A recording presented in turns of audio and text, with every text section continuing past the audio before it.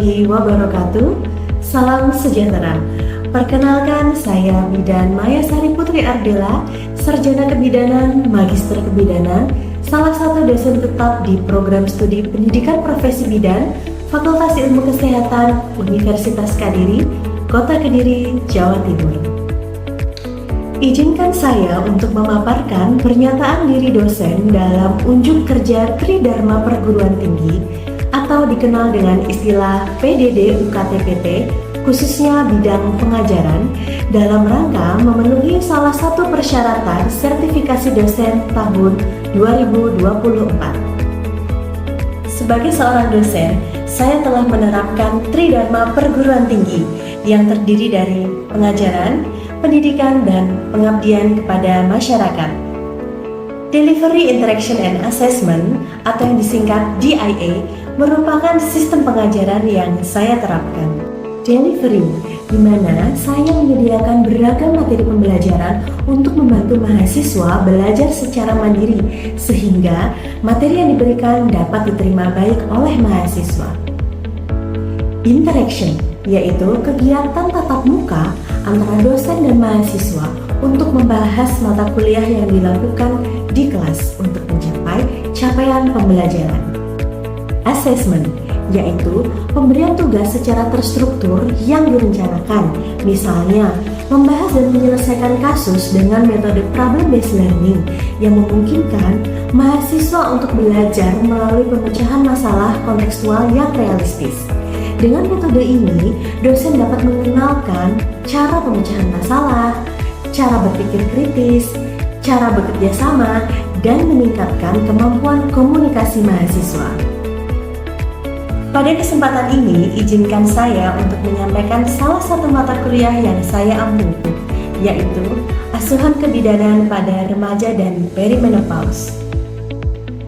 Mata kuliah ini merupakan mata kuliah wajib yang ditempuh oleh mahasiswa semester 4 Program Studi Kebidanan Fakultas Ilmu Kesehatan Universitas Kediri. Mata kuliah ini memiliki bobot 2 SKS, di mana ada 1 SKS teori dan 1 SKS praktikum. Untuk menempuh mata kuliah ini, mahasiswa sudah harus terlebih dahulu menempuh mata kuliah prasyarat, antara lain anatomi dan fisiologi manusia, biologi reproduksi, komunikasi efektif dalam praktik kebidanan, dan gizi reproduksi. Dalam proses perkuliahan, mata kuliah Asuhan Kebidanan pada Remaja dan Perimenopause diampu oleh 2 orang dosen, yaitu saya dan Bidan Kofidatur Rofiah, Sarjana Terapan Kebidanan, Magister Terapan Kebidanan. Mata kuliah Asuhan Kebidanan pada Remaja dan Perimenopause secara umum bertujuan melakukan asuhan kebidanan pada remaja dan perimenopause berdasarkan oleh sikap, keterampilan, dan pengetahuan. Mata kuliah ini memberikan kemampuan kepada mahasiswa untuk meningkatkan pengetahuan, kemampuan promosi dan edukasi, serta memberikan asuhan kebidanan pada remaja dan perimenopause. Selanjutnya, saya akan menjelaskan mengenai capaian pembelajaran mata kuliah atau CPMK, yang merupakan turunan dari capaian pembelajaran. Capaian pembelajaran mata kuliah ini adalah mahasiswa mampu melakukan asuhan kebidanan pada masa remaja dan perimenopause. CPMK diturunkan lagi menjadi beberapa sub capaian pembelajaran mata kuliah atau yang sering disebut dengan Lesson Learning Outcomes.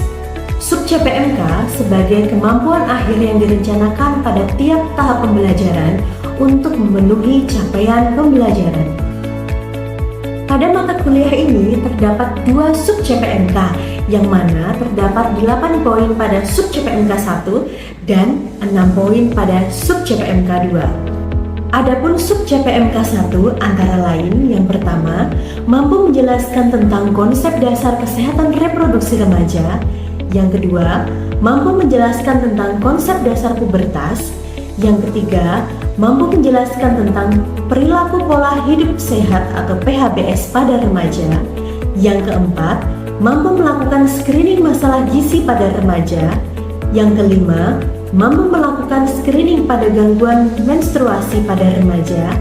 Yang keenam, mampu menjelaskan tentang narkoba, psikotropika, dan zat adiktif lainnya. Yang ketujuh, mampu menjelaskan tentang infeksi menular seksual dan HIV/AIDS, dan yang kedelapan, mampu melakukan screening kesehatan pada remaja. Sedangkan pada sub CPMK 2 antara lain, yang pertama, mampu menjelaskan tentang konsep dasar perimenopause, yang kedua, mampu menjelaskan tentang perubahan yang terjadi pada masa perimenopause, yang ketiga, mampu menjelaskan tentang kebutuhan pada masa perimenopause, yang keempat, mampu melakukan identifikasi perdarahan premenopause dan postmenopause, yang kelima, mampu melakukan promosi dan edukasi dalam bidang kesehatan reproduksi pada masa perimenopause, dan yang terakhir, mampu melakukan asuhan kebidanan pada masa perimenopause. Nantinya, seluruh capaian pembelajaran yang telah diturunkan harus sejalan dengan profil lulusan program studi, yaitu sebagai care provider atau pemberi layanan kebidanan, community leader atau penggerak dalam pelayanan kebidanan, decision maker atau pengambil keputusan dalam pelayanan kebidanan, kemudian communicator atau penyampai informasi dan advokasi, serta manager atau pengelola dalam pelayanan kebidanan. Setiap mahasiswa wajib mengikuti perkuliahan asuhan kebidanan pada remaja dan perimenopause dengan metode pembelajaran sebagai berikut.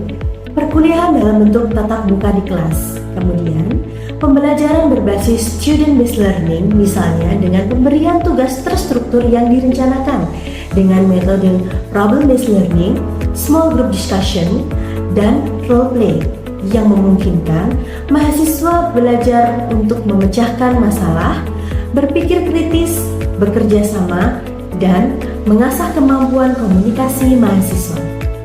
Kemudian, bimbingan praktikum di laboratorium kesehatan reproduksi untuk mengasah skill mahasiswa dalam memberikan asuhan kebidanan pada masa remaja dan perimenopause.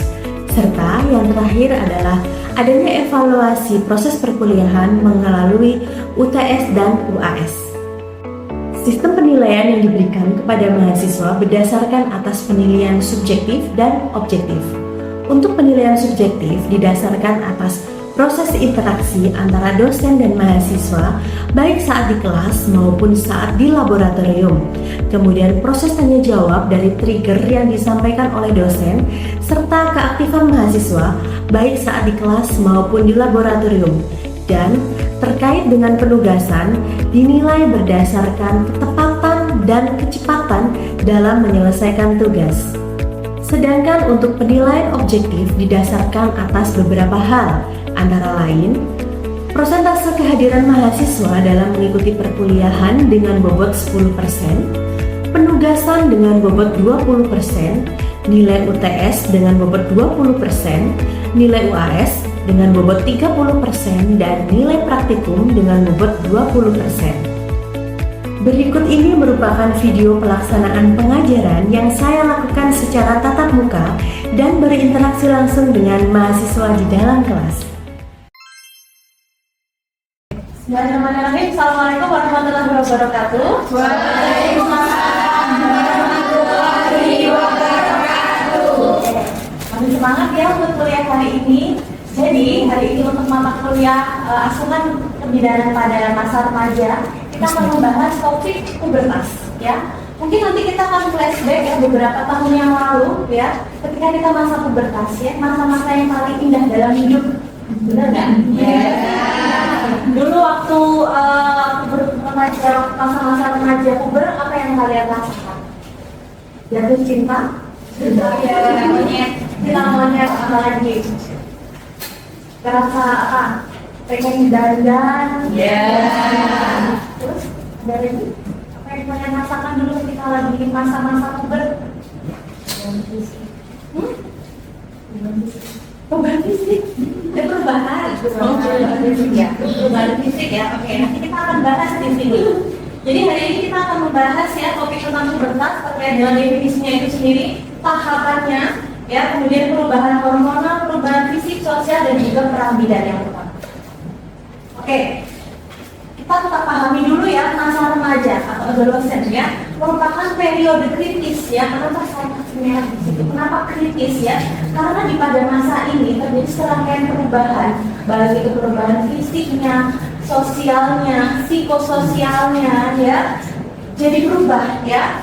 Di masa ini banyak sekali perubahan-perubahan yang terjadi sangat cepat, bahkan kadang itu nggak terasa gitu ya, nggak, seseorang yang mengalami masa puber itu nggak merasa kalau dirinya mengalami perubahan dirinya.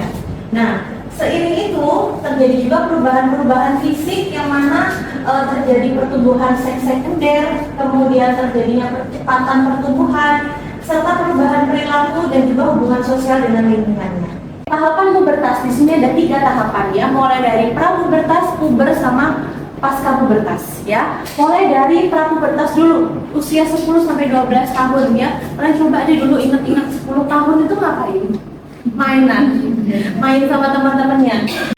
Nah, jadi di tahap ini itu merupakan tahapan pematangan ya. Tahapan pematangan yang mana di sini disebut anak-anak juga udah kayaknya udah nggak pantas ya, anak-anak zaman sekarang umur 10 tahun udah gede ya. Kalau disebut remaja belum juga ya, jadi masih batas ya antara anak-anak menuju ke remaja. Nah, di sini ciri seks sekunder mulai tampak, tapi masih belum yang kelihatan, mungkin udah mulai badannya sudah mulai sedikit berisi, mungkin sudah mulai tumbuh kumis, bulu-bulu halus ya, bagian cowok-cowok atau yang perempuan mungkin sudah mulai tumbuh payudaranya. Ya, tapi di fase prapubertas ini masih belum untuk organ reproduksinya masih belum bisa berkembang secara sempurna, ya, belum matur. Nah, barulah nanti di usia puber 12 sampai 15 tahun di situ merupakan tahap matur, matengnya di situ, ya. Kalau perempuan yang mengalami menstruasi untuk pertama kali, kalau laki-laki mengalami mimpi basah. Kalau seorang remaja, baik laki-laki atau perempuan sudah mengalami yang namanya mimpi basah atau menstruasi, artinya dia sudah masuk ke tahap pubertas. Ya, untuk melihat mens pertama kalinya umur berapa? 12. Berapa? 15. Selain itu ada lagi yang lain? 15. SD kelas 6 kelas 5 ya. Berarti masuk ke range 12 sampai 15 tahun.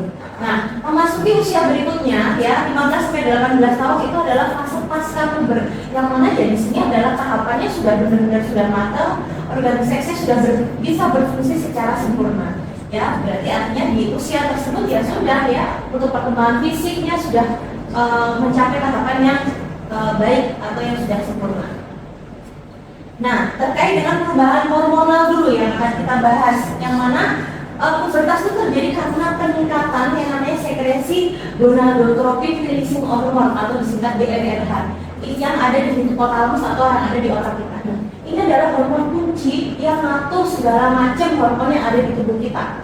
Nah, jadi ketika masa-masa puber ya, hipotalamus itu akan mengeluarkan GnRH yang mana dia nanti akan memicu perkembangan atau sekresi dari hormon-hormon yang lain seperti FSH atau follicle stimulating hormones dan juga luteinizing hormone atau LH yang mana nanti akan mempengaruhi organ-organ reproduksi kita. Proses menarche, mungkin kita flashback di mata kuliah anatomi fisiologi dulu semester 1 masih ingat ya bahwa untuk sistem reproduksi kita juga bahas seperti ini kan ya, siklus menstruasi masih ingat? Oke, dalam siklus menstruasi atau fase menarche itu sama aja ya. Ada 3 fase, ada fase folikuler, ada fase ovulasi dan juga fase luteal. Yang mana ini terjadi secara berulang-ulang. Namanya juga siklus atau cycle. Jadi dia muter terus kayak gitu. Nah, pada fase folikuler ya adanya peningkatan GnRH yang mana dia merangsang pengeluaran dari FSH dan LH. Tapi di sini yang paling banyak adalah sekresi dari FSH. Yang mana di sini ya FSH itu nanti akan merangsang dari pertumbuhan folikel-folikel yang tadinya folikel primer seperti yang digambar ini ya. Ini jadi gambar sebelah kanan kalian itu terjadi secara bersamaan. Kondisi hormonnya seperti itu, kemudian kondisi dari folikelnya seperti itu, dan di kondisi uterusnya sama, yaitu terjadi secara bersamaan. Karena pengaruh hormon dari GnRH, dia merangsang yang namanya FSH. FSH dia berefek atau memberikan stimulasi kepada folikel untuk berkembang dari yang primer menuju ke tersier, jadi dari folikel yang kecil jadi matang, nantinya kalau sudah matang dia akan menginduksi atau menghasilkan estrogen. Nah, nantinya estrogen itu juga dia akan merangsang proliferasi atau pertumbuhan sel-sel yang ada di endometrium. Jadi hormon ini bekerja saling berkaitan, saling berhubungan, gitu ya. Yang mana satu dan satu yang lainnya itu saling mempengaruhi. Ya, FSH nanti mempengaruhi pertumbuhan folikel, folikel menghasilkan estrogen, estrogen nanti berefek sama endometrium, ya, perkembangan. Disiapkanlah si endometriumnya itu.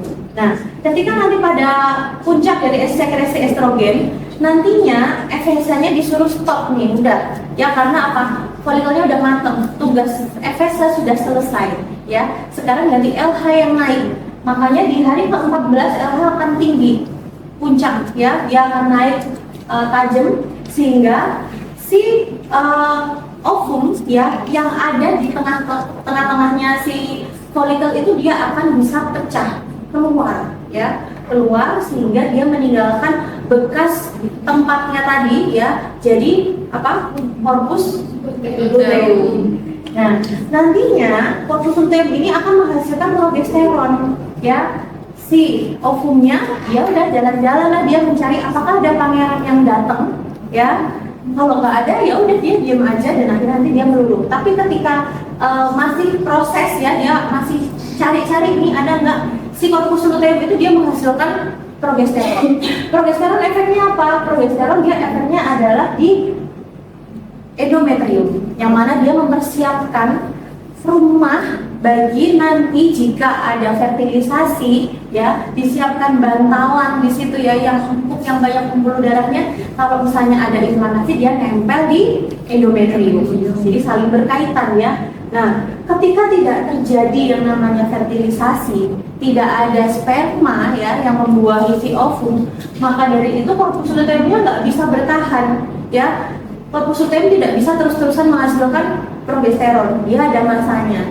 Dia makin mengecil, progesteronnya makin turun, kemudian estrogennya juga sudah makin menurun karena tidak ada produksi dari folikel, maka dari itu menyebabkan luruhnya dinding endometrium. Nah, itulah yang menyebabkan kita mengalami menstruasi. Jadi jelas, ya.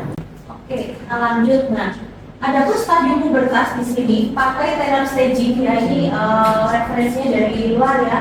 Jadi di sini Taylor stagingnya adalah stadium pubertas yang dilihat dari kalau yang perempuan dari perkembangan dada dan juga rambut pubis, sedangkan kalau pada laki-laki adalah perkembangan dari testis dan penis dan juga dari rambut pubisnya.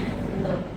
Nah, kalau female atau pubertas pada remaja putri, ya, dilihat dari payudara dan juga rambut pubis. Mulai dari stage, kelihatan nih, stage 1 sampai 5, ya, mulai dari pertumbuhannya mulai kecil, kemudian sampai dengan ukuran yang seperti wanita dewasa, ya. Ini tentunya berlangsung dari masa prapubertas sampai dengan menuju masa pasca puber, ya. Perjalanan ini beberapa tahun, mulai dari yang hanya makinannya hari sedikit tinggi sampai dengan dia ukurannya membesar. Begitu juga dengan laki-laki, ya, pertumbuhan dari genitalia dan juga rambut pubisnya ini seiring dengan pertumbuhan dari atau fase yang ada pada masa pubertas, mulai dari prapubertas sampai dengan masa pubertas. Kita lanjut terkait dengan perubahan psikososial. Nah, perubahan psikososial itu dibagi jadi 3 tahap. Sama, ya, kalau tadi juga ada pra, puber, kemudian pasca, di sini juga ada, ya, remaja awal, pertengahan, dan remaja akhir. Nah, gejala masa pubertas, ya, kecenderungan untuk meniru karena dia masih mencari jati dirinya itu seperti apa. Jadi masih ikut-ikutan, dia style Korea-Koreaan, kemudian style India-Indiaan mungkin, ya. Jadi dia masih ikut, ya, yang lagi viral nih apa sih, ya, yang lagi tren sekarang nih apa, dia ikut gitu di situ. Kemudian mencari perhatian, ya, entah bikin keributan, ya, karena apa, pengen dilihat gitu, ya, pengen diperhatikan. Kemudian atau mungkin dandan secantik mungkin, seheboh mungkin, ya, karena dia pengen mencari perhatian. Kemudian tertarik pada lawan jenis, ya, sangat normal sekali. Maka dari itu disinilah perlunya pendidikan kesehatan reproduksi terutama, ya, supaya tidak mengarah ke hal-hal yang negatif. Kemudian suka mencari idola, ya, biasanya para remaja-remaja. K-pop lah atau dan lain sebagainya. Jadi punya fans gitu ya, punya kayak berkhayal punya pacar kayak ngeband Virgo, yang kayak gitu. Ada tuh. Beda ya, berkhayal ya. Nanti saat dia punya pacar yang kayak dia berarti kayak gimana gitu. Cuma nanti kalian dirudal. Emosinya mudah meluap ya, jadi gampang emosi ya. Kemudian punya aktivitas berkelompok, yaitu tadi ya, punya peer group. Nah, kemudian terakhir ada peran bidan ya.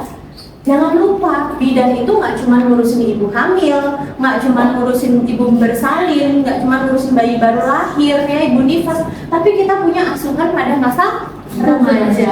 Yang mana masa remaja ini perlu punya informasi yang baik, perlu punya informasi yang benar ya terkait dengan proses reproduksi itu seperti apa, supaya dia punya perilaku yang bertanggung jawab ya terhadap proses reproduksinya ya. Karena angka kejadian kehamilan pada remaja, angka kejadian infeksi menular seksual pada remaja, HIV/AIDS itu sangat banyak terjadi pada usia remaja. Karena apa? Ya mereka itu tadi coba-coba ya, akhirnya timbullah masalah-masalah kesehatan. Nah, adapun peran bidan di sini ada banyak ya, sebagai edukator, tentunya memberikan edukasi kesehatan, memberikan penyuluhan ya terkait dengan masa remaja. Kemudian sebagai konselor, hampir sama ya, memberikan pentingnya pengetahuan terkait dengan perubahan fisiknya, hormonalnya, tanda-tandanya, dan bagaimana cara mengatasi masalah pada masa pubertas. Terus motivator ya, jadi biasanya remaja ini suka panik ya apa yang terjadi pada dirinya. Jadi motivasi bahwa apa yang dialami, perubahan-perubahan itu adalah normal dan diarahkan kemana harus melangkah supaya tidak terjebak gitu. Kemudian sebagai pelaksana di pelayanan yang mana bidan memberikan asuhan ya, memberikan asuhan pada masa remaja, mulai dari pengkajian, pemeriksaan fisik ya, dan lain sebagainya sampai dengan menentukan ya kebutuhan sebenarnya apa, merencanakan tindakannya apa, dan melakukan evaluasi yang terakhir. Dan bisa juga jadi evaluator ya, misalnya punya program nih untuk remaja bekerja sama dengan pihak sekolah ya, misalnya Dinan bekerja di pelayanan di puskesmas atau di rumah sakit bekerja sama dengan pihak sekolah, punya program nih untuk remaja, misalnya membuat peer group education yang mana nanti peer groupnya itu yang ngajarin teman-temannya gitu ya, membuat kader gitu ya. Nah, nanti dievaluasi programnya ini apakah sudah efektif atau perlu perbaikan. Kalau efektif nanti ditingkatkan apa, kalau misalnya nanti kok nggak jalan ya, masalahnya di mana, dievaluasi ya. Jadi tugas kita sebagai bidan nggak cuma hanya ya udah ngasih penyuluhan, tapi sebetulnya banyak ya. Nanti kalau di pelayanan ya bisa memberikan asuhan kebidanan pada masa remaja sesuai dengan kebutuhan seperti itu. Ya, itu tadi ya Mbak untuk materi terkait dengan pubertas di sini. Jadi tadi sudah paham ya, masa puber itu masa apa? Masa pubertas,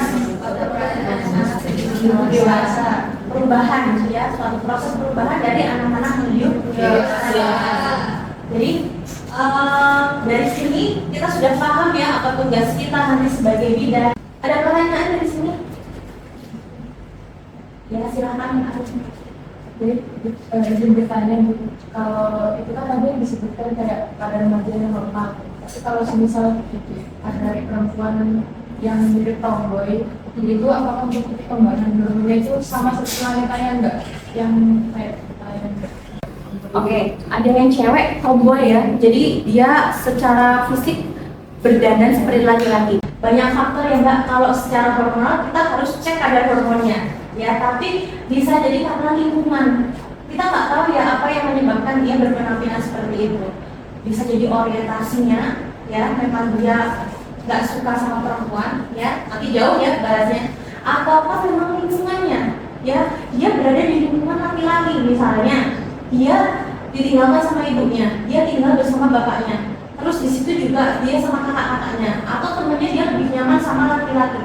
Bisa jadi itu yang mempengaruhi atau memicu dia untuk ya dia lebih nyaman seperti itu. Jadi banyak hal ya, bisa jadi genetiknya ya, karena memang ada kelainan terkait dengan hormonnya. Ada juga perempuan yang diciptakan dengan tingkat kadar estrogennya lebih rendah, jadi penampilannya jadi kayak laki-laki.